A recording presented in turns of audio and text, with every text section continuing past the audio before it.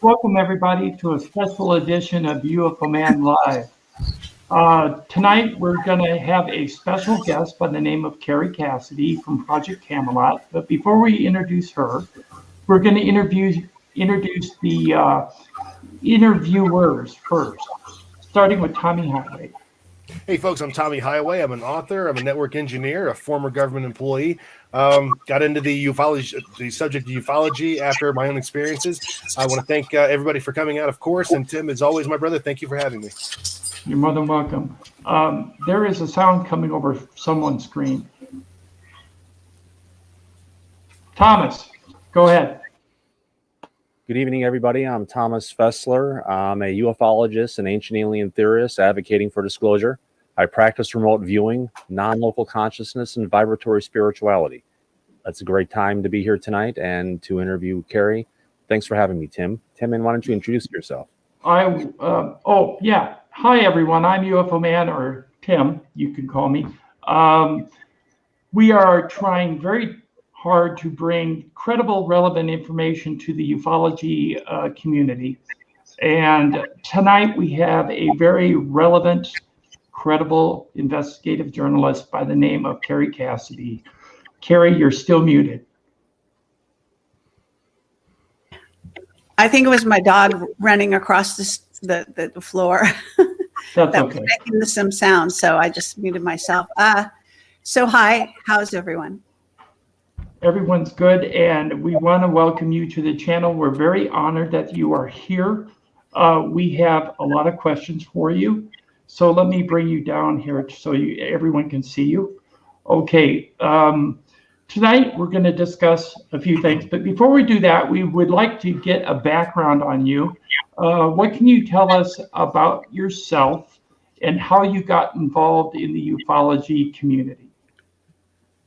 Okay, well, I have started 16 years ago, picked up a consumer grade camcorder. Is there an echo or something? Yeah, there's a small echo. Okay. What? Do you have the YouTube channel up right now? Myself? Mm-hmm. No. Okay, let's just go with it. Okay, so at any rate, I started 16 years ago. I picked up a consumer grade camcorder and started interviewing actually people on the UFO circuit that were speaking at conferences. And one of those people ended up to be my partner in the endeavor of Project Camelot, Bill Ryan. And I interviewed him. He was one of my early interviews, and he was representing the Serpo.org project. and we hit it off. We went to dinner together. I published the interview with him. It did really well. I also interviewed Bill Hamilton, if you remember him. Yes. I believe he's passed away.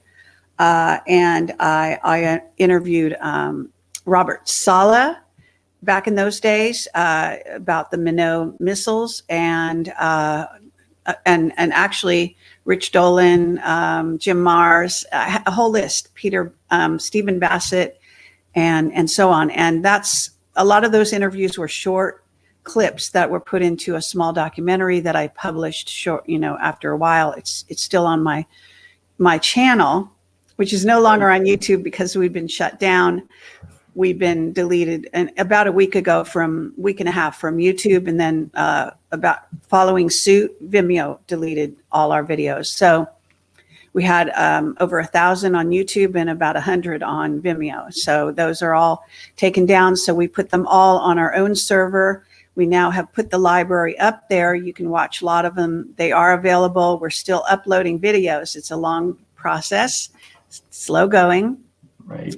But so back in those days, we really hit the ground running, touring the world, interviewing whistleblowers from above top secret. That was our specialty. And we were very successful getting to the really great whistleblowers back in those days. I think there's a lot fewer whistleblowers now with Julian Assange and Edward Snowden being shut down those years ago and made examples of. So a lot of really true whistleblowers have kind of gone black, as we say. But so that's what we did. We started I was a YouTube director and a YouTube creator in the early days. So I was one of their first directors. I was able to upload 2-hour interviews when everyone else had to do 10-minute interviews. I don't know where that's coming from. The back feedback thing is not sure where that's coming from. Okay. Right. Okay. There's a question in the chat. They're asking why were your channels deleted? Can you expand on that? Censorship. Why did they say? Yeah. Well, initially I had 2 strikes already. Okay. So I have been going in between having, basically having 2 strikes, then they would disappear because after a period of time the strikes disappear. So it takes around 3 to 6 months, then they disappear. Then I would get 2 more strikes. And it's been going like that for actually about 2 years. And then the last thing I did was everything they don't like is medical. So in the past, I never interviewed any doctors. But ever since the COVID thing, I interviewed doctors, and they don't care what the doctor has to say. And that includes Judy Mikovits. A lot of people will know who she is, and a lot of other doctors. And so anytime anyone said anything about medical stuff, they would give me a strike. And so I stopped putting most of those up on YouTube, and I put them on BitChute. But then I interviewed Robert David Steele, who's a so-called ex-CIA officer. And that was like, a week and a half ago. And he, in the middle of an interview that had nothing whatsoever to do about medical, it was all about his tour of the United States, he said one sentence that was medical. So they took down my entire channel, and they said it was because he put out medical misinformation. So then, of course, Vimeo followed suit like 4 days later, and I didn't put any of those videos on Vimeo, I don't think, but they never gave me a reason. They just took it down. That was it. Said, you're done. They even gave me my money for the year back, which you have to pay yearly, $100 if you're a pro or semi-pro or whatever it takes. This is like a major, removal of free speech. I mean, it's becoming so censored. People aren't seeing and understanding what's going on. But like their dialogue, unless it fits their narrow, part of it, Their narrative, the rhetoric. it's censored, and this is just bad. Whatever happened to we could actually listen to this story and make up our own mind on whether or not we believe it's true or not. And now we have corporate America and the government telling us what we should you believe what to think. Exactly. Yeah. Thank you. Yes. Right. And it's mainly the big tech companies that Yeah. think they have But control over it's us. actually, in my case, because I am a professional journalist, you know, I even have the credentials and I also have the training. Yeah. So in my case, it's also, you know, freedom of the press that they're violating. And I have written to them as such, and I've tried to get a lawyer. I've tried to, you know, sue them. I had one lawyer that was interested. I'm assuming he just, you know, that was about, you know, 5 days ago and he disappeared. So I assume he's not going to take it on. Everyone's too scared to go up against these giants. I have to say that it's important to know that Vimeo wouldn't have followed suit unless it was a targeted attack to take me down. Right. So understand, if it was just YouTube, then it would be the YouTube Nazis and their censorship. But Vimeo doing it, because I've had 10 years of conference footage on Vimeo without any problems. And so they just all of a sudden, somehow these things are connected behind the scene, and they just team up and decide who they're going to take down. So Cancel. Who they're going to cancel. Yeah. and I'm already banned on Instagram for no reason. I'm banned on LinkedIn for no reason. I'm banned on Twitter for no reason. Nobody gave me a reason. They just deleted me. And that's been in the past year. Well, you're more than welcome to be here anytime you would like to be. I do have one little question on this. You're seeing this happen to you. We've been seeing it happen to a bunch of different people. From your perspective, what are you seeing as the big picture of kind of what's going on, Kerry? Oh, censorship is rampant. I mean, I'm very sad to say that, you know, we're living in what is in essence, you know, like Jim Marrs said before he died, of course, and wrote a book about it called The Fourth Reich. There's no doubt we're living in the Fourth Reich.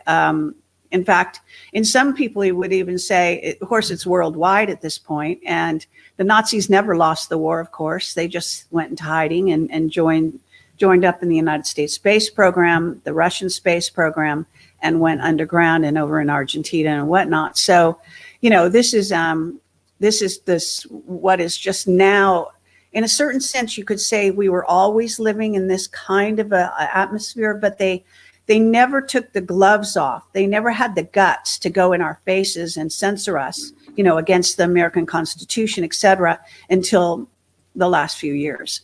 But the gloves are off, and now they do anything and everything they want to do, and they announce it. Just and the most obvious place to see what they're doing, what they're thinking, and how diabolical they have become is the English press, because the English is like, England has always been the home of the Illuminati. You know, the master magicians, call it what you will. I mean, France has a close second, and of course the Vatican and all of that is all aligned. The city states, Washington, D.C. is satanic.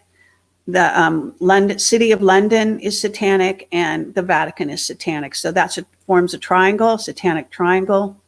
And that is where all of this comes from. Right. Okay. Well, one thing I want to say, I kind of want to redirect our conversation a little bit toward Mark Richards and some of the information that you got from Mark Richards in regards to alignment of alien races with certain governments and who actually controls the planet. Who controls the planet? Okay. Who thinks they own the planet? Well, different groups actually think they own the planet or can influence the planet substantially. So the Anunnaki, who are a hybrid humanoid/reptilian race. In essence, they were invaded by the Draco. They were Pleiadians, okay, so they were humanoid. But they, like lots of cultures out there, planets regularly are invaded by the Draco and reptilian races because they are a marauding species, and they go around invading planets and taking them over, especially if they contain humanoids that they can eat. So we are one of those planets, and so they believe they own the Earth. Okay, the reptilians believe it is their home. I think they might have been here even before humans, and that's going back way further than they normally go back. So we're talking, you know, probably I don't know if it's billions of years. I'm terrible with numbers, but it's a lot. And so, and no, we're not descended from, apes and all that nonsense. Actually, they're descended from us. And so you have to turn everything on its head, but basically. So who runs the planet? There are other groups. There are, for example, what are called the archons, of which you have to decide what alien race that is. And in a certain sense, the archons, I believe, are a race that is, first of all, well, supposedly one ET running the entire CIA, one ET running the underground, the whole base inside of Dulce. And Sean David Morton wrote about it in his book, Sands of Time. And that's a 3-book series, highly recommended. I think we lost one of our people here. That's okay. I'll be back. It's all right. And so what those are is what they look like is it's a certain kind of physique, very skinny, and they are very elitist. Okay, so they probably think they run the planet, but in theory they don't, and they are not the same as the Anunnaki. The Anunnaki are more human looking, although very tall, like 9 feet tall, I think as much as 12 feet tall. And I've actually had my own dealings with, briefly with a couple of Anunnaki. I have dealt with various ET races. I can say that the reptilians, so the Draco, believe they run everything. According to Mark Richards, it's a pecking order that starts with the Draco. And should I keep talking? Because that was Tim, right? That's okay. I did have a quick question though. So you're saying that these ETs, these creatures, whatever we want to refer to them as, they're living among us. Are they disguising themselves to be able to pass themselves off as human, or how exactly does that work? Well, some are already sort of, I guess, I'm not sure exactly, having taken over human bodies, so they could just look like some short, bald guy. Mm-hmm. But in some cases, they're still here and they can come and go. Like Bob Dean said, that Anunnaki are walking the halls of the Pentagon. Mm-hmm. So, and I also know that there's this, he's a journalist from Israel called Barry Shamish that I interviewed. He's now passed on, but I interviewed him many years ago on radio initially. And he was just a regular journalist who became interested in a story going around Israel about the housewives suddenly saying there was these extremely tall men going into their houses in the middle of the day, kicking their dogs out the way, and just walking around as if they owned the place. And so that little story and a bunch of housewives reporting it started to make its way into the news. So Barry Shamish, finding it an interesting, story, probably never expected to find what he found, basically decided to start investigating it. And he was a very well-known journalist in Israel, and he did have some notoriety as well in the United States and possibly other countries. And it was just pure luck that I ended up interviewing him. And, it's the real story. And the bottom line is Demona is, contains a Stargate, and the Anunnaki can come and go from there, among other places. One of the reasons they shut down Saddam is because he was letting in the Anunnaki from the Stargates in Iraq, underneath Iraq. So they, and he decided he was Nebuchadnezzar, the reincarnation of Nebuchadnezzar, which is one of the Anunnaki. So this is the kind of thing that, went on. So, and it continues to go on. So recently I have a couple of sources telling me that the monetary system is actually under control of the Anunnaki. Now, when I have a source, I vet them as best I can, and then I use my intuition. I compare and contrast it to other information, and then basically, have to make a decision. I put everything I talk about out there for people's consideration. You don't have to take it on board if you don't want to believe it. I've been doing this, as I've been saying, for 16 years.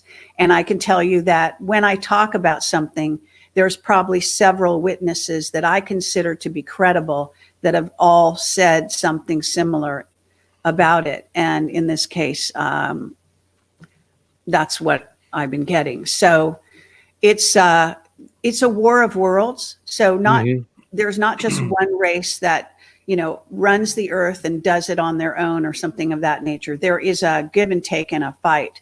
And there's also what we call these insectoid beings that seem to have a pretty substantial role. They may be also underground in Antarctica, their base. There's reason to believe that. And so on.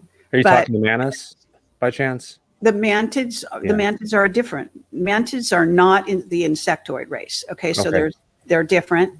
But if you listen to Simon Parkes, he believes he's descended from a female mantid, and he will tell you that he believes they did the same thing that the raptor race, which is the velociraptors that are raptors, that Mark Richards is very closely affiliated with the raptor race. They flew over when he was born, apparently. He's been in contact ever since. He commands armies of them. And this is part of the reason they keep him locked up. He could just leave, okay? But he has family, an extended family actually here on Earth that he wants to maintain contact with and so on. So he doesn't want to just do what may be easiest to do. But back to Simon. So Simon believes that the head of the mantids has decided that their best trajectory going into the future is to basically work with us on a positive way to move into a kind of an ascension for their race. The same thing with the raptors. So the raptors ate us up until the 1950s.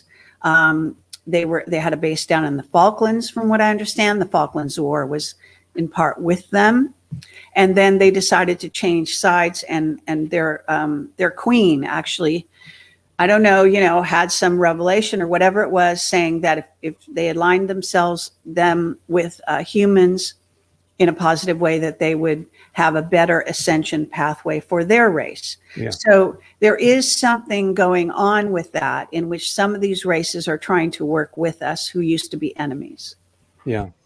How do the Greys fit into it? The Greys are, like Mark Richards would say, equal opportunity individuals, races. Yeah.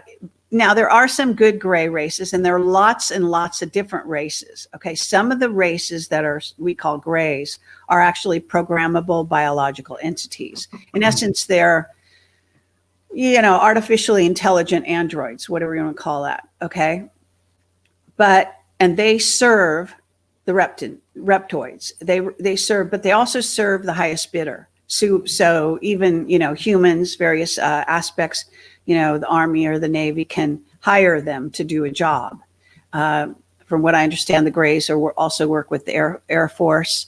And then I believe that we have also started to create our own Greys back in the day because they found it to be useful to do that as part of abductions, is for one thing. Right. So, but the Greys are many different races, many kinds, many shapes, many sizes, colors, and so on.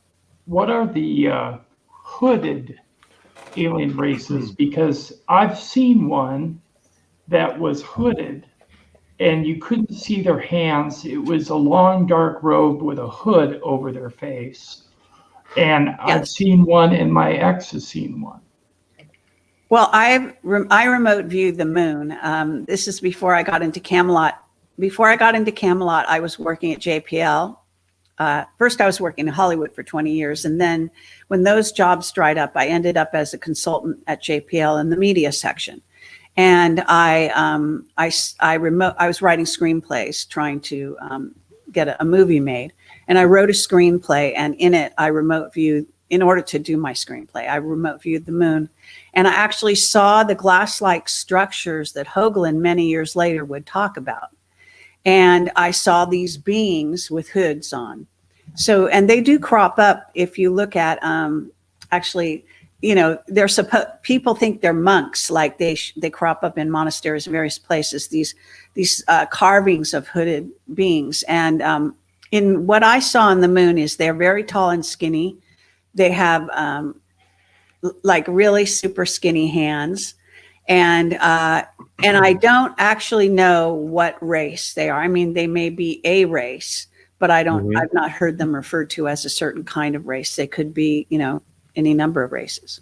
Well, let me ask you this. Do you have an estimate on how many races that we're talking about here? How many other intelligent biological entities that there are out there? Is there even a guess? Well, that's the trouble. Scientists have nowadays found that there are billions, they even say, Earth-like planets out there. So and that's just Earth-like, so if you have Earth-like atmosphere, you figure something can be there like a humanoid race for one thing, and others. There are spider beings, for example, that Mark Richards has talked about, and other witnesses. And there's more than one type of spider being. Initially, like if you go back to the days of Clifford Stone in the early Camelot days, he was saying 54 races. But to be honest, there's an endless supply of races out there, and it just depends who wants to come visit here when. Now, Solar Warden guards our solar system, so we, in theory, would not just let any races in, but some can possibly overstep our technology, even though a lot of our technology now is equal to the alien technology, in part because of the deals our military made in the early days of Eisenhower with the Greys and other dark beings. It's true that one of the first, a lot of people don't realize this or just maybe never heard about it, but the very first alien race that we were supposedly in contact with was the octopus beings. So if you remember the octopus there's a movie with octopus beings in it that was made not that many years ago. I forget what it was called. And that was actually probably very similar to, and close to what might have happened back in the day. So that was what you call a soft disclosure. Interesting. Yeah. I was going to ask, now that I'm back for the second time, what can you tell us about dumps, underground military bases, and how they're connected to the alien alliances? Well, I mean, a lot of aliens, including one of the most famous occupants of the deep underground bases. All the aliens a lot of them have come and built bases in undersea and under earth. Okay. And that's been going on for eons, including the reptilians who always built their bases under the earth. Okay. And in fact, a lot of them still live down there. I have to say that there's so different races come to mind. So the tall whites, you may have heard of Charles Hall and the tall whites. Sure. Those are a very legitimate race out there that actually have a home here on, in the area of, what do they call it? It's over by Nellis Air Force Base. Where? Nellis Air Force Base. Yeah. Well, there's the I forget the name of the area. Okay, it'll probably come to me. But anyway, it's all in the books, and I read all of his books and everything. And I wanted to interview him, but his wife is his handler, and she wouldn't let him go near me. So even though we were in the same conference, and same time and place, she didn't even want me to walk down the hall, like next to him, talking to him. Wow. Like she really, it was pretty intense. So, and a lot of these kind of main people do have handlers, and sometimes they are their husband or their wife. That's a very common thing. That's not shocking in any way. So about underground bases. So then there's also the Pine Gap is a famous underground base that also it's a famous vacation spot, I'm told, for a lot of the alien races that are coming and going. And there's one race of dog beings that are entrepreneurs that are totally, not into war or anything like that. And they can't wait for disclosure because they just want to do business with us. And And so, they come and go from Pine Gap area. And okay, I was going to say the Ashtar Command, they are in sort of the area of the desert,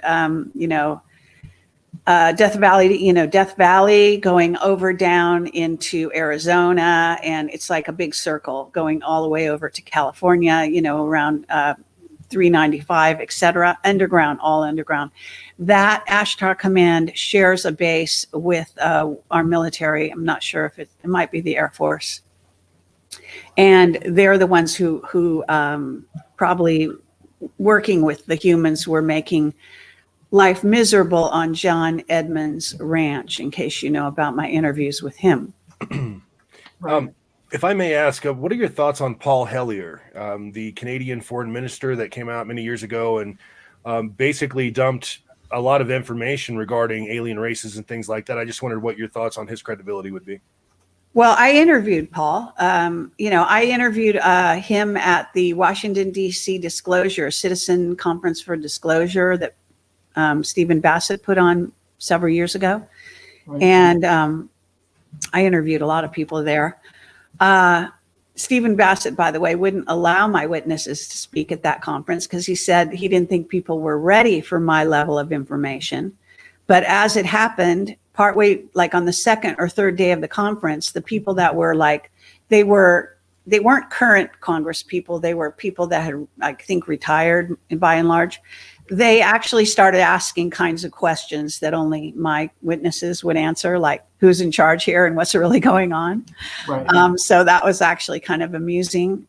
And it's true that they won't let me speak at Contact in the Desert. They don't want me out there.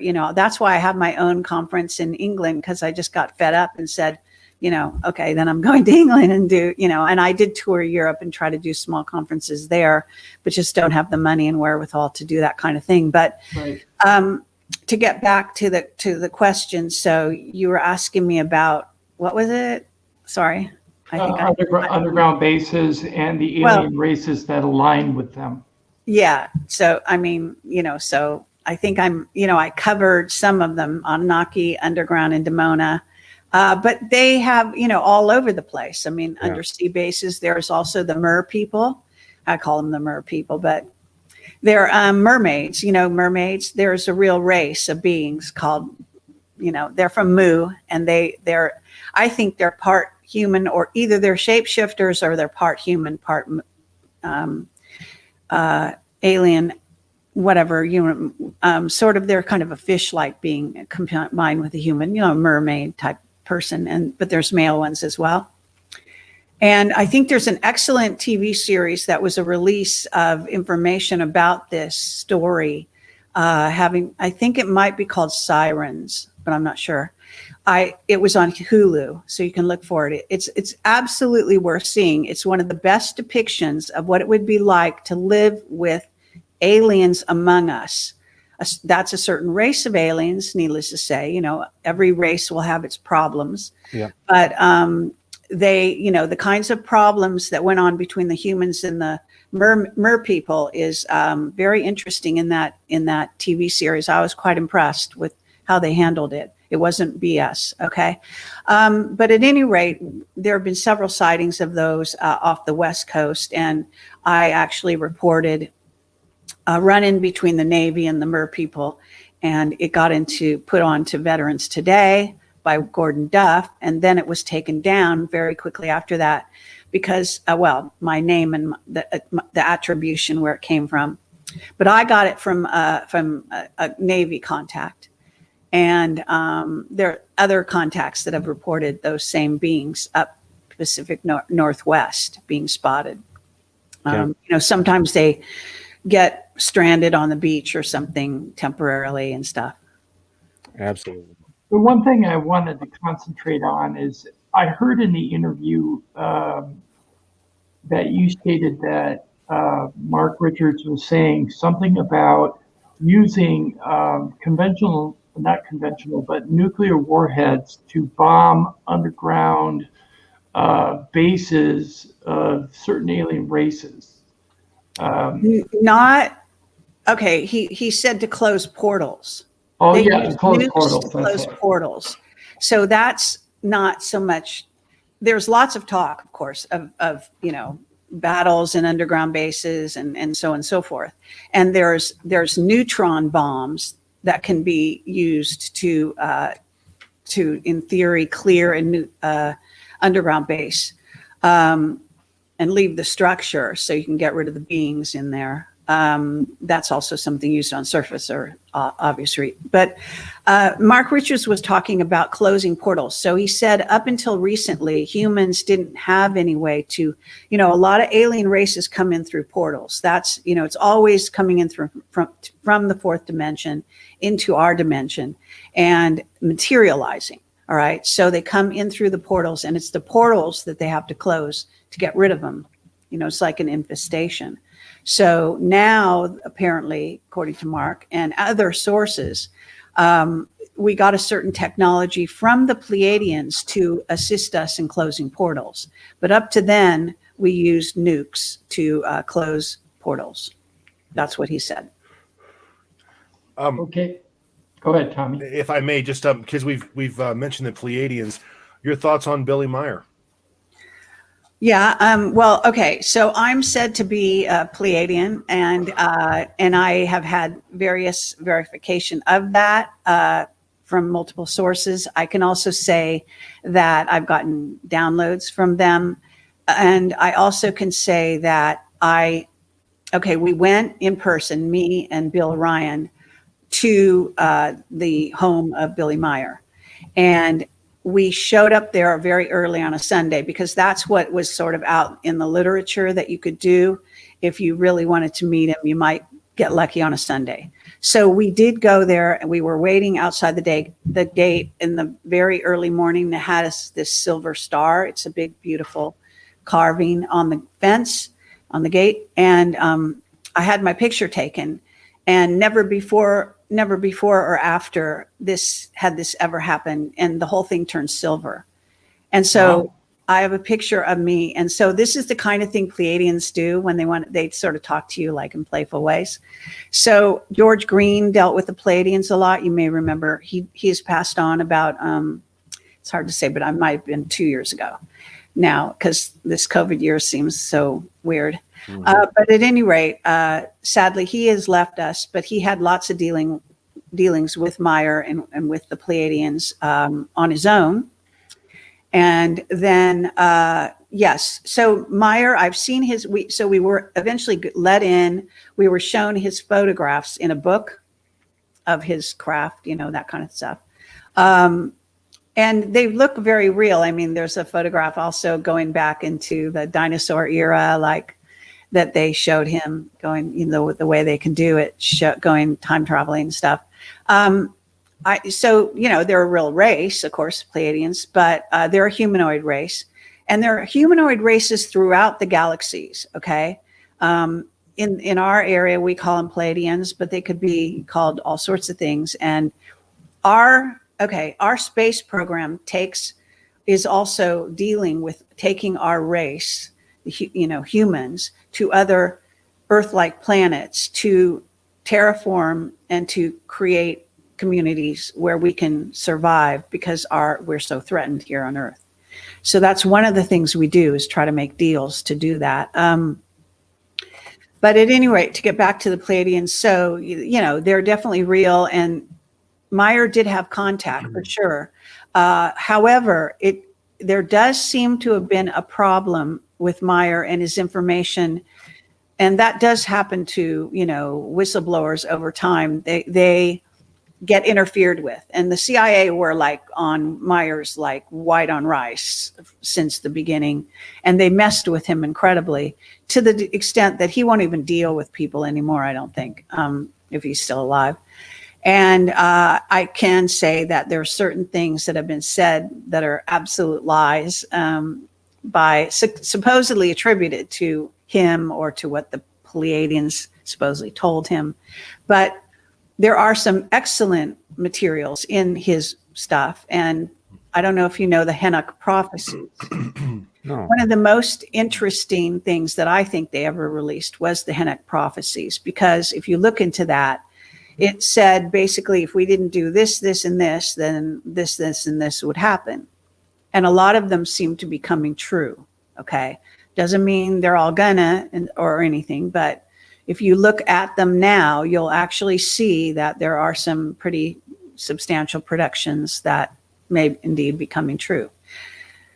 But there is also a rogue group of Pleiadians, even aside from the Anunnaki, that I had another witness who was part of, called Eddie, I forget his last name, and I interviewed him several times, and that group is apparently a breakaway Pleiadian group.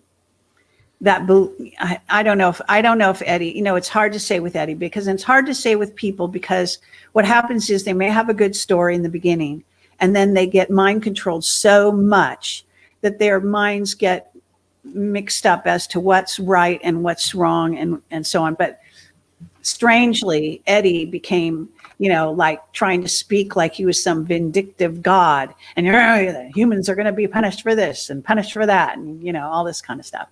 And that's because, in part, you can even attribute it to the fact that he grew up in a very traditional, old school Christian home where he was taught this stuff and forced to read the Bible over and over again, that kind of thing. So, Okay. If I Go ahead. Yeah, you had mentioned, briefly about Antarctica, and there's been a lot of disinformation and a lot of just different stuff that it's been kept out of the public eye. What's your big picture view on that, Kerry? Okay, well, Antarctica is said to have a lot of underground in Antarctica is signs of Atlantis. So I am not sure how that happened. Like if the continents in shifting, then some of Atlantis went down there, or what. We also know that some is under the sea off of the coast of Puerto Rico, for example, and also Tenerife and possibly other places. Okay, yeah. So but when they say Atlantis, they also do mean it was a civilization that was worldwide, but there were specific island areas that contained, the really incredible structures and whatnot. So definitely existing under Antarctica, and that's the real interest in going down there. Now, there's also real reason to believe that our governments have been going down there to get instructions. And so that's when you had John Kerry going down there right before the election. There was another individual who went down there whose name I always forget. But at any rate, I came across that very interesting piece of information during the Kennedy administration, going down there. So you can see that there's a pattern. And there's definitely, I have a whistleblower on this that indicated there's a command and control center down in Antarctica. So this is also, okay, they can have meetings in Antarctica that no one else can, no other countries can. Like it's the last place where you can get away from technology and actually have private meetings without them being listened to. So apparently, this is what I'm told, there are groups of aliens that do go down there to meet now if they want to be completely secret. Right. So there's that.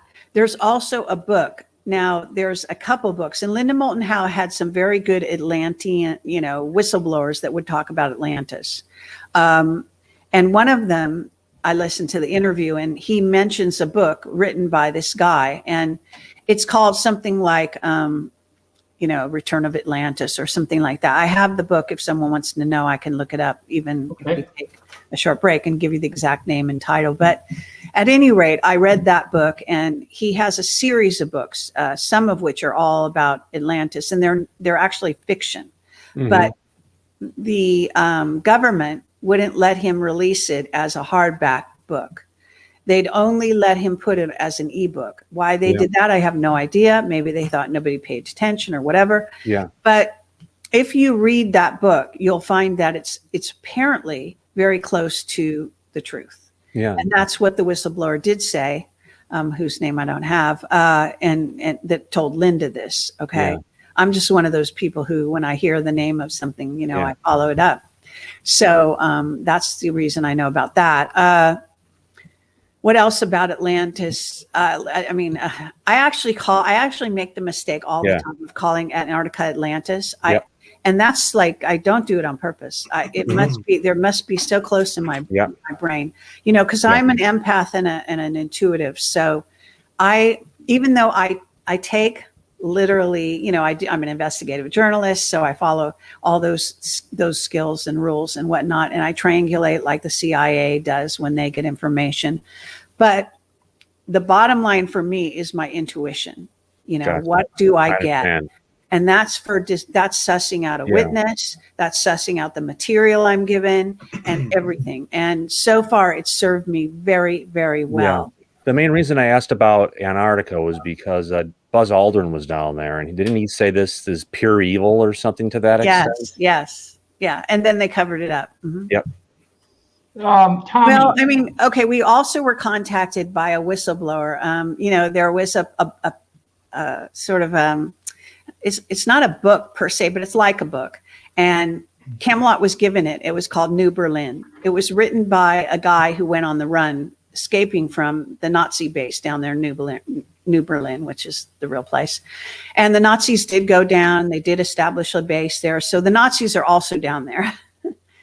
And so, but the guy was kind of crazy. So the way he wrote the book was like difficult to make your way through. But I had contact with him, and I can say, and what happened was the Germans, what do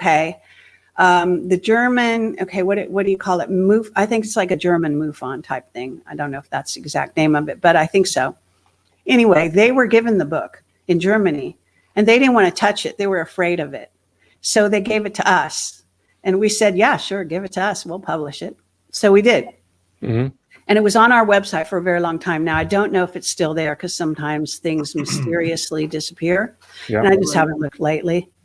Right. Tommy, tell her about your Blue People experience. Well, it's a very long story. I just actually put a link out there in the chat, folks, to my website. There's a book on there called Strange Tales from the Highway that I wrote several years ago. A couple of UFO experiences I had that changed the way I live, changed my entire life. But there was another story that I wrote about some blue people, some people that are that live in, I don't remember if the lady told us that there were 2 colonies of them that lived in Kentucky and one that lived in Pennsylvania, or the other way around. But these people are human, but they are blue. And I mean like blueberry blue. Yeah, like the ancient Indian gods. No, like the X-Men, she's blue. No, that's actually a real race of beings. They come from India. They mainly were in India. Mm-hmm. They live like the Amish. They're very xenophobic people, that sort of thing. They have their own medical people taking care of them and all of that. And I mean, what I learned of this, it can be a sect. No, but I mean, they're all over India. I mean, depicted in the murals and drawings and paintings and you name it. I'm like, they're everywhere. And that is the X-Men woman. I forget her name. They called the one that was blue, Yep. blue was fun. Yeah, I can't remember her. Yeah. So I went to India with Ashana Dean and her group. And I was in touch with the blue beings there. In other words, they, psychically. So they are actually a wonderful people. They're humanoid though, but they're blue. Yeah. So assuming the race you're dealing with is the same race, I mean, there can be different types. And, I say, why limit the imagination of God? There are going to be endless permutations and types of beings, just like here on Earth. And it's not that easy always to identify a race, right? Yeah. Because sometimes they have one kind of characteristic, but they don't have another, or they have blonde hair, or they only have brown hair, or they only have black hair, Right. they have blue eyes, and they don't have this kind of, I mean, this has been going on like even before humans existed, this kind of interactions. So And I the think Far it's East, wonderful, where they make all of our electronics and everything else and a whole bunch of other stuff, where they do genetic tests. And if you finally qualify, you get to go to a special school Oh, and I was going to say this. Where is that? The Uyghur camps in the Uyghur camps that they have over in China. Oh, really? Yeah. I was going to say, in regards to different permutations and examples of humanoids, there are also several different varieties of alien types that are not necessarily humanoid. And one of them that you talked about in the Mark Richards interview that I watched this afternoon was the raptors. And you said, you referred to them as looking like the ones that were in Jurassic Park. Mm-hmm. Yeah, were they do. Standing on two legs? Did they have a tail? Yeah, they have a tail. That's exactly what they look like. I mean, you know what? They have stuffed. Well, this is a really interesting thing. I don't know how much of the Mark Richards interviews you know about, but in those interviews, he talks a lot about the raptors. And one of the things he says is that they paid for the movie, like Jurassic World, so that they could star and be the heroes of that movie. I know this sounds crazy, but it's true. I mean, I believe Mark. But at any rate, they invest in what's going to promote a PR, you could say, a campaign to make their race more beneficial. So that's why in Jurassic World, they are actually the heroes. Yeah. Now in the British, there's a British history museum or the Natural History Museum. So if you go to it, then they recently changed this. So I'm not sure if it's actually the case now, but there are these raptors that are actually, life-size raptors. So I think they're around 7 feet tall if they just stand up. And they look just like those raptor beings and all that in Jurassic Park. And they're highly intelligent. They left here during when the dinosaurs supposedly, became extinct. They actually left the planet, although they consider it their home. And they went out into space looking for another temporary home. According to Mark, their spaceship encountered this event horizon where they ended up sort of in suspended animation for millions or hundreds of years, thousands of years, or something crazy, and then eventually figured out how to get out of it and made their way over to the Draco galaxy, took over one of the planets there, and therefore they're the enemies of the Draco forever. So they're always having wars between the two of them, as well as other species. But at any rate, so as far as this British museum, so there's these beings that I guess they're stuffed, okay, but they actually move and stuff like that, but they look just like raptors. And what Mark said is, they live in homes in Britain on estates, and then they mind wipe anyone who thinks they've seen them. And they take over these estates and they get rented by humans, for them. And then they go there. And one of the things is that they sometimes show up.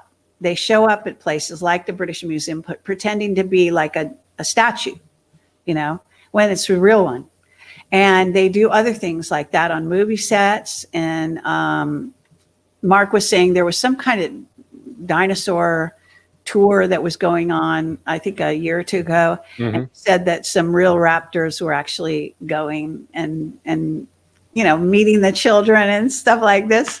They used to eat children, but now they don't. So I don't know. It's just really funny to think about. But there are a lot of aliens among us. I mean, and we're all hybrids of alien races. So, I mean, when I go out to conferences and I go various places, I meet people that I know are what I would call recent hybrids. In other words, some of them are just, got here recently, and some of them are walk-ins, and some, things like that. Weird things go on. So it's kind of fun. If I may, I just wanted to ask a question. I mean, since you've talked to and interviewed and done all this research with so many of these people that are out there, do you run into a lot of fraud? Do you run into a lot of people? Because I know that occasionally someone will contact us at the channel that isn't quite right. Let's put it that way, to be PC about it. Right. How often do you get that sort of thing? Well, I try to keep an open mind with people. Now, I don't like if somebody, it just happened recently, if somebody like my radar goes off somehow and something doesn't feel right, I tend to distance myself, which is what happened with Corey Good, for example. And usually I turn out to be right later. Yeah. So now that doesn't mean that the person has all wrong information. It means that maybe they're messed with, or, substantially, for example, or they don't have good ethics or whatever it happens to be, So when somebody is motivated, this is a very weird sector, but strangely, people think, oh, they're trying to make a name for themselves. They're pretending to be this or that, but it's actually hell being on the scene. Sure. You know what I'm saying? It's actually hell to come forward and pretend and, try to be one of these people, and you don't make any money. I mean, it's terrible. I mean, it's almost impossible to, even book sales don't make money. People think they do. They don't, they make nothing. I mean, it's just like you get some tiny pittance. I mean, it's really hardly enough to live. So I don't think there's that many, that are actually trying. A lot of people they more come from the victim side of it. So their mentality is, oh, I've been inundated by contact with a reptilian or a this or a that. And sometimes, a lot of their stories are relatively true, but they're so messed up. That's the trouble, that you can't, it's almost impossible to deal with them because they're so messed up. Yeah. If I might ask into that, you've talked about this gift that you have, your intuition, your empath, your ability to kind of, sense and know things and have that answer, whatever it is, just be able to know things. How long have you had it for? And I know it's probably been with you a long time. Oh, ever since I was a little kid. I mean, I was abducted as a little kid. I often tell people that about that. And I don't know if I don't know if my sisters really were. I had two sisters and a brother. I think it's possible they were. I know later on they might have. But when I was young, I was definitely a target for ETs. So I was interacting with the unseen world ever since I can remember. Yeah. It's like almost they bring you to a higher level of vibration or something to that extent. It just opens you up in a different way. Like they talk about us going from the third level of vibration to the fourth. And I think maybe they do something that kind of kicks us there. Well, perhaps, it is said, I mean, depends what, you want to believe, but some of us make deals with them. In other words, so that we decide to do a certain thing for a certain period of time, and then it switches over. And sometimes you're inundated by, sorry, my dog is deciding to run back and forth for some reason. That's all right. Yeah, okay. I was afraid that might happen. So Sky, no, don't do that. Not right now, honey. So, I think that it depends what kind of deal you made. And also they go after the ones most related to them. Okay. So there can be, you have to really look at yourself and and you can tell in the physicality a lot of times when you analyze somebody's physicality and see overlays, if you want to call it that, from the various races that they're part of.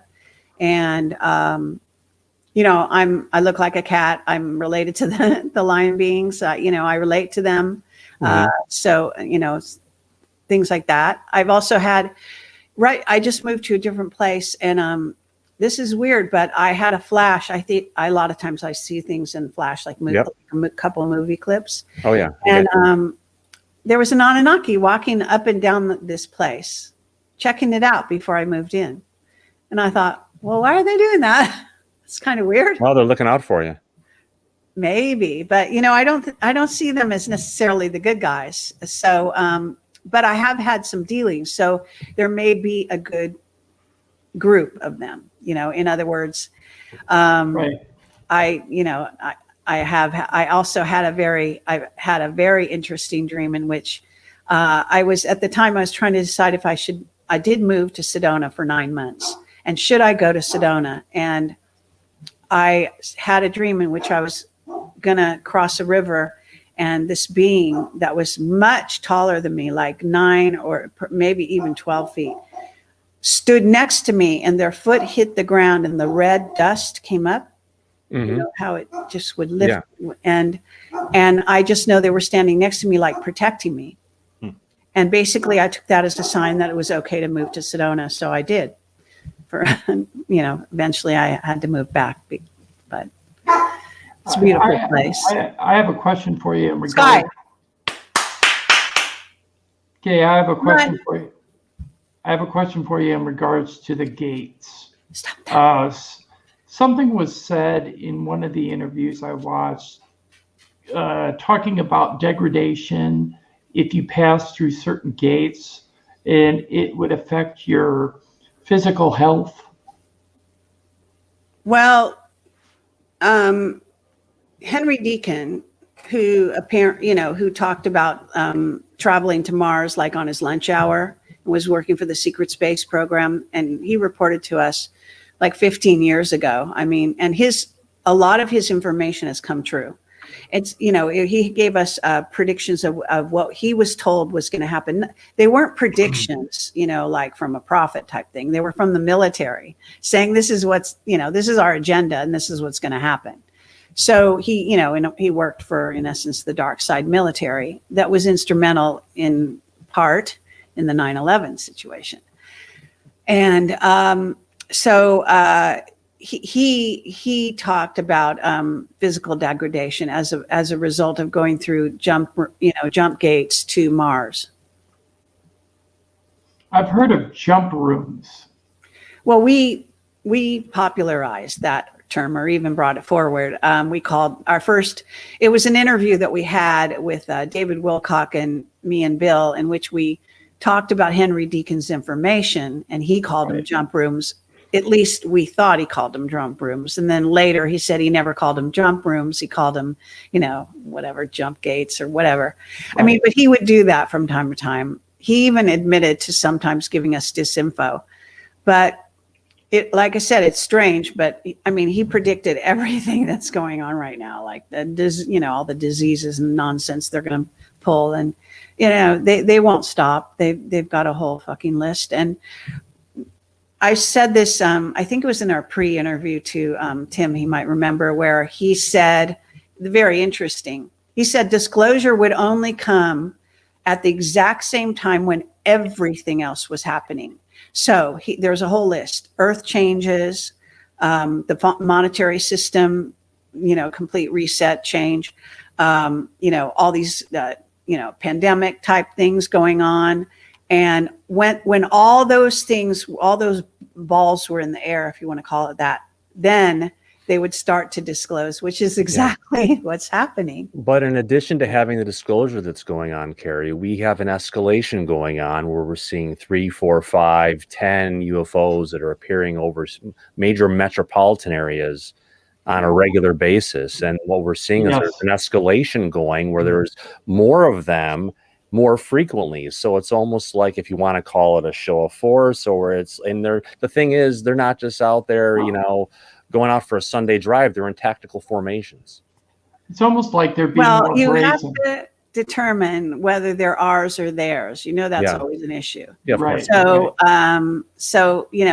always keep that in mind, of course. But yeah, I mean, I don't know if you listen to the Phoenix Lights shows that Courtney Brown and his guys did, okay? Yep. But they remote viewed the Phoenix Lights. A lot of people didn't hear this stuff, but I did a whole interview with him about it. And I actually got in a fight with him during the interview, which does happen once in a while to me. But anyways, because, he was fudging on the data, and the data was that there were lion beings on the ships, okay, as well as other kinds of beings. And that's what his remote viewers were reporting. And they reported to some degree, so it's a very interesting thing. When you remote view, you can actually, in a sense, you're time traveling.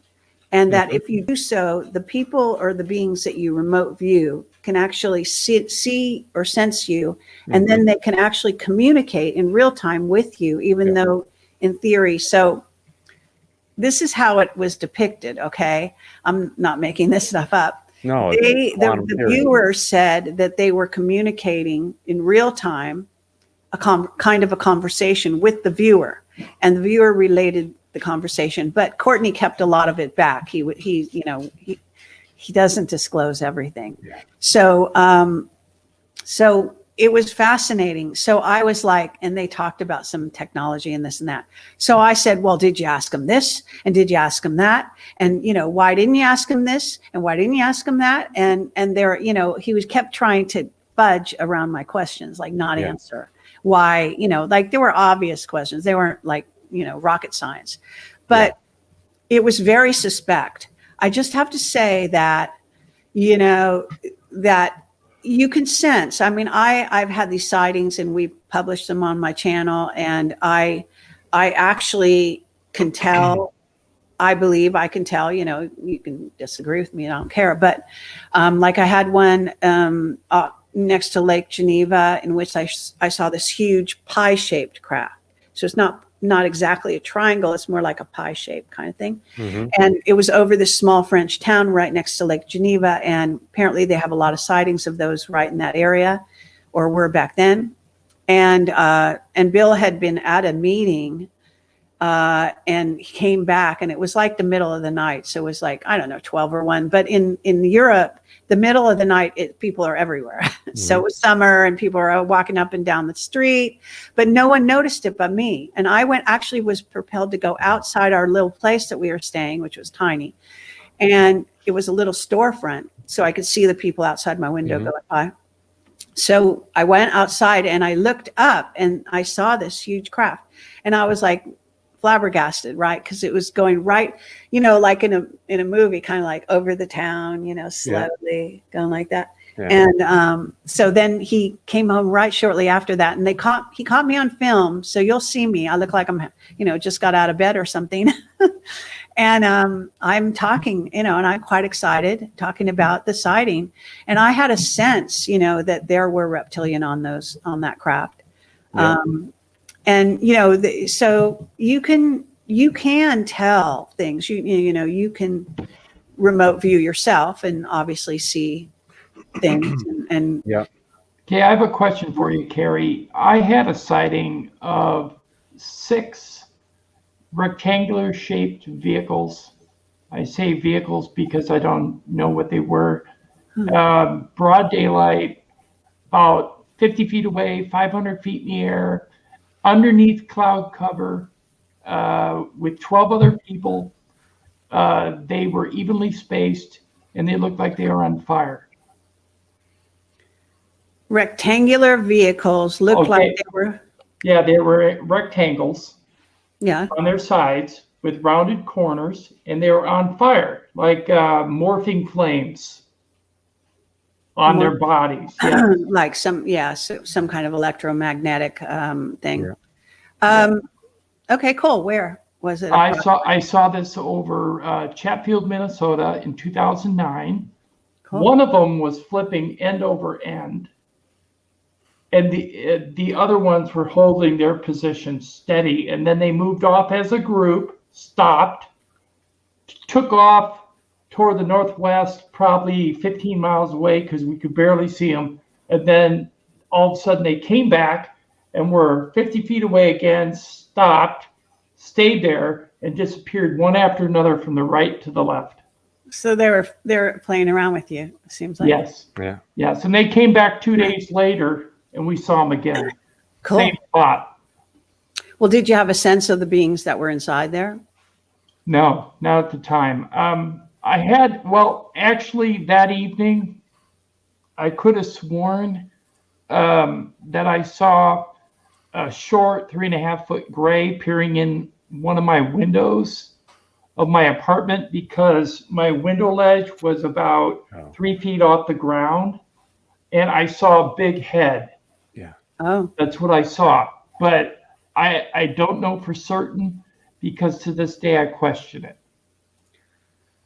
Okay, well, it doesn't mean that the gray is the same beings that were in the craft, right? Right, right. Thought of that maybe, but yeah, I mean, perfectly valid sighting. By the way, for people, one of the great researchers into stuff like this is Michael Schratt, and he's done, he's got books of, drawings and everything of the various craft, and we had wonderful discussions all about that.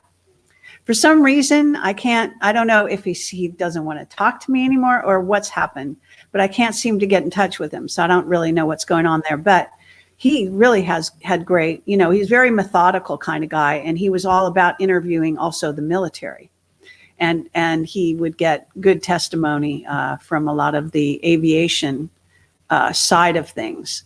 So that's his area of expertise. And, we even went to the China Lake, place and looked at certain things that were there and whatnot.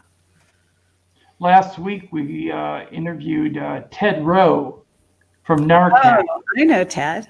I know Ted for 100 years. Yeah. And we had a very interesting interview with him. He has massive information about aviation connection to alien encounters. Yeah. Okay, assuming it's the same guy, Yeah. I might Yeah, have. beard, little tiny goatee. Yeah, gray hair. I don't know what he looks like nowadays because this is a few years ago, but I could have the name wrong. But anyway, tell him, he's welcome on my show. I love to talk to people about, UFOs and their encounters, but strangely, not that many people come forward with that nowadays. It's much more, targeted individuals, of which I've interviewed so many, and it's kind of boring to me. I mean, the FAA won't accept UFO reports. United Airlines, if you bring it up, you'll get set to psych, and they'll get rid of you. They'll fire you. It's been like that for a long time, though. I know. It needs to very long change. time. Yeah, we found out they won't even create a form for the pilots to report it. Right. There's still a huge, wall of secrecy that we're dealing with. There's no doubt about it. They're claiming to release, even now they were going to release some documents in June, and then they came forward and said that no, they're not really going to do it that way or something. Yeah. It should tell you that this is like the biggest story out there, right? Yeah, but there's bigger ones, I bet you, that they're being hidden as well. Well, no, the only bigger one is alien AI. Mm-hmm. So, so that's a huge story. And that gets back to the Nazca aliens. I've done several interviews on that. Is that like the D-Wave stuff where they say they're using quantum and they're actually tapping into an alien quantum intelligence? It can be. It depends what you're, who it is and what we're talking about. And you're talking certain alien races are actually utilizing AI. Oh, very much so. In fact, a lot of the grays I tend to think are AI. And some of them are really stupid, by the way. And I've had dealings with them, like we were in Norway, Bill and I, back when we interviewed Leo Zagami. I don't know if you remember that. And we stayed at this really, what do you say? Shoddy. I was going to say another word, but shoddy hotel place. Yeah. And all through the night, I was battling these stupid, really stupid little grays. And I woke up in the morning and I said, Bill, we're getting the hell out of here. And we checked out. We just walked out of that place. It was totally infested. It was unbelievable. Yeah, I've been in hotels like that. Tommy, any questions? Actually, Kerry, I think you're a wonderful guest. You are just so full of information, and all of the folks that you have contact with and have interviewed over the years is just so impressive. It truly is an honor to have you here. Thank you. To go back into aliens living among us, to be honest, and Tim mentioned something that I'd actually encountered with these blue people. These people are real. And I saw one of their children, one of their little girls, and she was as human as you and I, but she was blue. Lovely. And wearing like a denim dress. They lived in the sticks. They're like shut-ins or whatever you want to call these people. They're very xenophobic. In fact, I was actually even threatened by the local sheriff not to talk about this. Really? Wow. My life was threatened, actually. Yeah. It's in my book, Strange Tales from the Highway, folks. I put a link out there for grab a copy of that. But I mean, this is well, you this should isn't come BS, on my this is show real. if you have a bunch of UFO stories, because I nice. actually was inviting you guys on my show, you know. Oh, heck yeah. Yeah, Thank you. I'd love to. Yeah, that'd be great. And reverse the, you know. Yeah. We'll be more than happy. One thing I was going to say is, what do you know about Paradise, California, and the alien group that was supposedly living there that was silenced during those forest fires?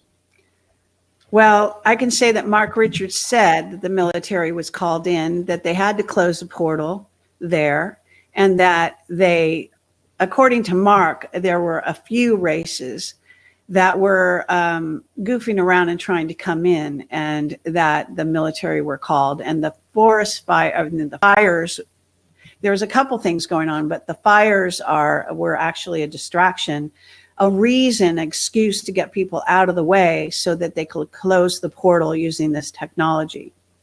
Wow. So, you know, but at the same time, there does appear to have been some kind of infestation, that's what I call it, underground in Northern California, such that also the Illuminati wanting to make a land grab. So there is a contest going on, even one might even think, between the Illuminati and the aliens that have been trying to take over certain pieces of land. And I do know that Mark also told me, you know, sometimes he'll give me a piece of information in one interview that a few interviews later, it'll reveal itself to be connected to another piece. So he told me that there were certain alien races have bases down in South America, in Central America, and they are getting antsy, and they want to move north into California and various places. And for some reason, like there's some kind of, I don't know, limited land or whatever it is they want, but they want to move up here. Wow. So that's part of what's going on in terms of the alien sort of contest, what's going on in California. Now, there may be other states having some similar things going on with land grabs and so on. Mm-hmm. I mean, of course, the Chinese want to take over America, and they want to turn it into their bread basket so we grow their food. Mm-hmm. That's also one of the scenarios we're dealing with. Yeah. And the Chinese, they are an invading race. I mean, you know, in essence, they will be and they have been helped by a certain off-planet race, and what I'm told are new kids on the block. So a race is helping the Chinese right now that has not been in the, you know, milieu for a while. I tended to think they might be spider beings, but I haven't gotten a straight answer on that. Are they the ones that are communicating with the Chinese about the moon? About the moon. So supposedly when they went up to the moon, the Chinese, they started communicating with a race, an alien race that was helping them with certain projects concerning the moon. Maybe. Now, you know, my William Tompkins, he's a wonderful witness, and he talked about when the astronauts went to the moon, what they encountered were the reptilians, basically saying, "Get the hell out of here." Yeah. You know, so that's real. You know, and that probably even, you know, the moon is highly contested. And of course, the testimony of Randy Kramer is also valuable in this way. He did, you know, work off of the moon, I guess, as a pilot on it, you know, for a while. But his longest stint, of course, was on Mars, where he battled various insectoid beings, from what I understand. Yep. Hey, Tommy. Yeah, I just had a quick question. What are your thoughts on CERN? And do you suppose that science is actually messing around and playing with these portals? Is that what they're doing, or is there more to the story? Well, CERN, according to Mark, CERN is it's run by the dark side, and they have opened an ongoing. They keep a gate open between here and the Draco Galaxy, and that is what the reptilians are using. They bring in these gigantic ships that can't come in through, like, I guess, normal even stargates or portals necessarily. They need a special kind of a gate to bring their craft. And they are coming in, then they go down to places that are in war, like Syria, and then that's where they abduct a whole bunch of people that are fleeing a war area. And so it's under the cover of war that a lot of this, even human trafficking, takes place. Sure. So they're going in and out with their ships through CERN. And I can also say that there have been, there was a woman that was killed. It was a sacrificial thing at CERN. So, and I've said this before, but just so you know that someone, I guess the, Anunnaki or the Illuminati are forcing Japan to build a CERN-like gate collider, in Japan. And that's why what the Fukushima was like a shot across the bow, because they weren't doing what they were told. Right.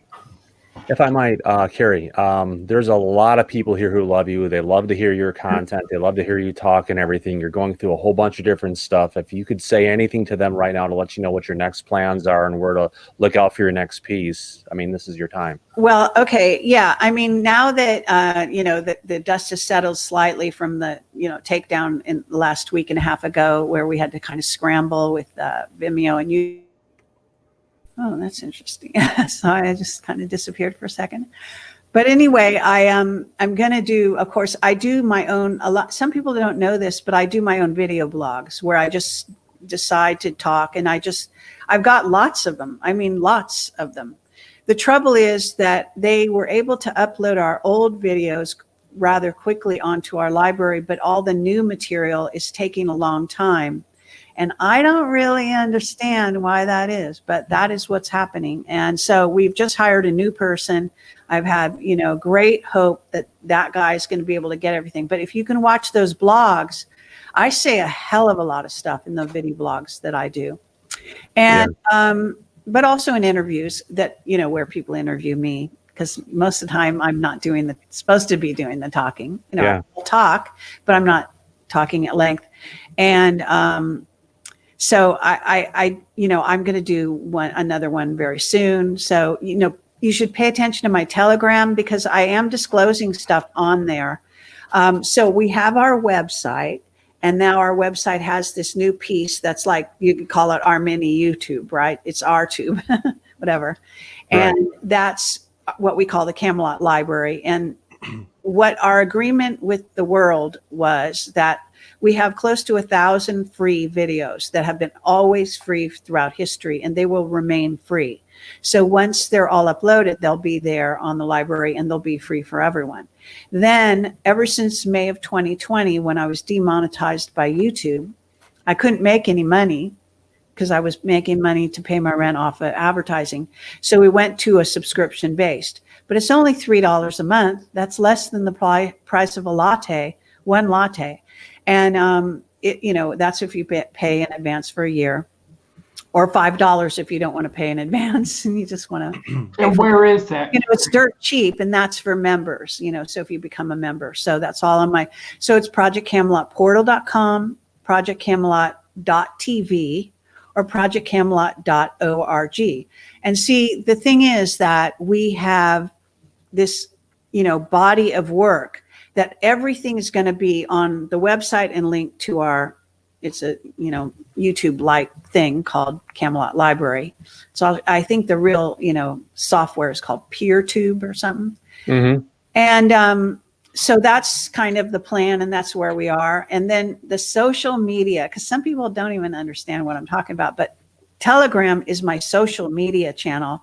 They knocked me off Twitter. I'm banned there. I'm banned on Instagram. I'm banned on LinkedIn. As I said, I luckily am still on Facebook, surprising, but I'm still able to broadcast live on Facebook on my main Project Camelot Facebook. I have two main Project Camelot, Camelot Facebooks. One is in my name, Kerry Cassidy, and the other is in Project Camelot. But I have like 58,000 followers over there, so it's not a bad group to go live with. You know what I mean? Right. Mm-hmm.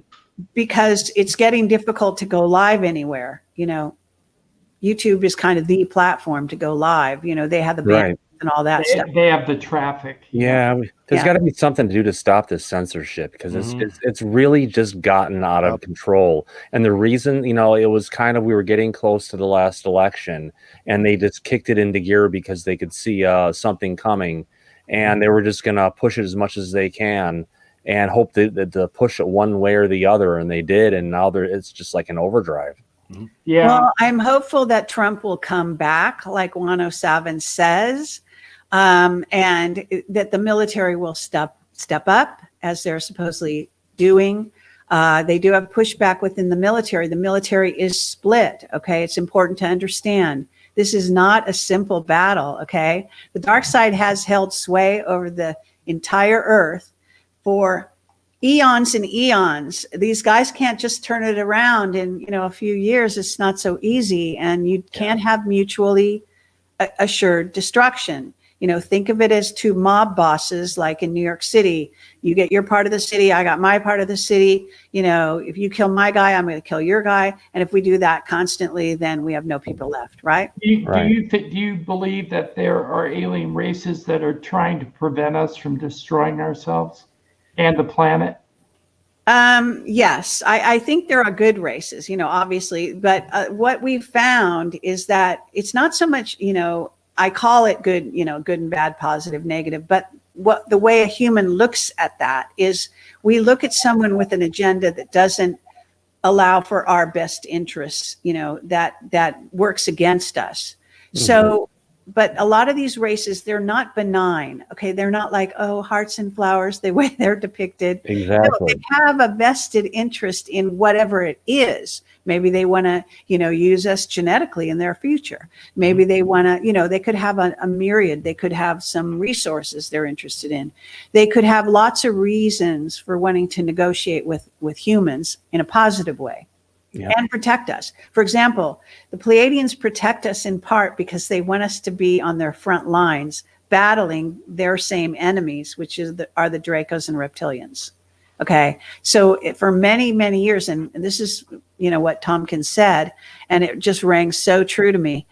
You know, they have taught us to defend ourselves, to go into space, and that's because they want us, you know, to be their brothers and sisters on the front line. And especially to put humans in front of them, so to speak, as the first line of defense. So, you know, are they good? Are they bad? Well, yeah, they're kind of good, but, you know, they're also self-interest involved. Yeah. So I kind of see it like that. I do believe there are, like Ashiana Dean talks about, and I was in direct contact myself. I had some proof of this, with what's called the guardian races. Now, the guardian races are a group of races. I believe the Pleiadians are among them, but nonetheless, it involves 12 or more races that are all different, and they basically have a lot to do with creating the vessel that we occupy that has various DNA in it that they contributed to making us who we are. Right. I've heard there are several alterations. Yes, endless, actually. It's been, I mean, COVID is only the latest attempt to genetically re-engineer the human race. Okay. Yeah, let's not go there. Yeah, we can't go there. I know. I don't want to get you banned over here, but, you know, sorry, maybe I shouldn't have said that word, but I think that'll get by the censors because they will say, oh, she's crazy. So that's all right. Anytime you talk about aliens, you know, see, we existed so long on YouTube is because mainly I talk a lot about aliens. So they figure, you know, I'm crazy. Now, the day comes when disclosure would hit. I knew my days were numbered on YouTube because that's when they'll delete you if you talk about aliens, is when the real aliens start showing up, you know, and they start publicizing. That's what I believe. Be careful what you ask for because they're going to show up one day. Yeah. They're showing up all the time. They come to my conferences, you know, they're there in the audience. I mean, they're dealing with our so-called elites on our planet. They're contributing, you know, they're here, there, and everywhere. And, you know, they're showing up. Everyone's having contact. I mean, they're not, you know, there's tons and tons of this going on. It's a never ending story. And it's very fascinating, really. Right. Well, I want to say that we really appreciated you coming on the channel this Sure. evening. We were very honored to have you here. And your information is overwhelming and mind-blowing, to say the least. Mhm. I think most people that don't actually look out of their box, the box they live in, going to work, coming home, taking care of the kids, going to sleep, and repeating the process, when they wrap their head around what you've said this evening, it is a groundbreaking information upload. So I want to thank you for that. And you're welcome anytime on our channel. And we hope that you come back again. Tommy, any last words?